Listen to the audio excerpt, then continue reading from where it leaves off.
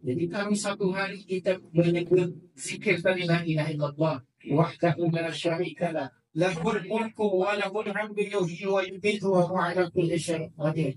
Satu hari 10 kali, maka berarti satu hari kita sudah membebaskan sebanyak 4 orang bidang. Satu hari 4 bulan, 30 hari ada 120 bulan. Dikalikan 1 tahun, berapa jumlahnya? 1440 bulan. Luar biasa.